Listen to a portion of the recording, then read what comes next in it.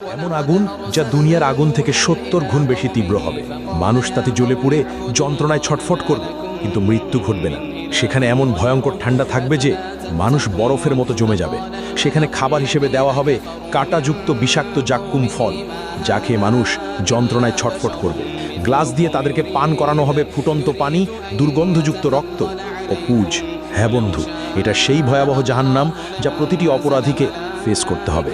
আসুন এই ভিডিওতে সেই জাহান্নামের শুরু থেকে শেষ পর্যন্ত গল্প শুনে আসি, যার প্রতিটি কথা কোরআন ও হাদিস থেকে নেওয়া, কিন্তু দৃশ্যগুলো আর্টিফিশিয়াল ইন্টেলিজেন্সের সূক্ষ্ম কল্পনা শক্তির তৈরি। ইসরাফিল আলাইহিসসালাম প্রথমবারের মতো একটা দীর্ঘ গভীর শ্বাস নিলেন। তারপর ঠোঁট ছুঁয়ে দিলেন শিঙায়।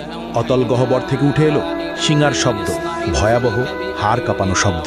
প্রথমে তাতে কেঁপে উঠল মক্কা আল মুকাররামা, তারপর সেই ঢেউ ছড়িয়ে পড়ল মদিনা আল মুনাওয়ারাতে, আবৃত করল মসজিদে নববীর প্রতিটি ইট, প্রতিটি স্তম্ভ।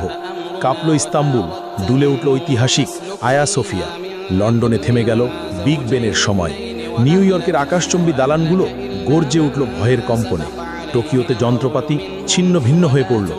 একই মুহূর্তে গোটা পৃথিবীর প্রতিটি প্রান্তে ছড়িয়ে পড়ল সে বিকট শব্দ। আকাশের তারারা একে একে নিভে যেতে লাগলো। সেই দীপ্তিমান সূর্য ডুবে গেল অদৃশ্য অন্ধকারে, আর চাঁদ ভেঙে টুকরো টুকরো হয়ে গেল আকাশের বুকে। মুহূর্তেই সমগ্র মহাবিশ্ব এক বিশাল কবরস্থানে রূপ নিল।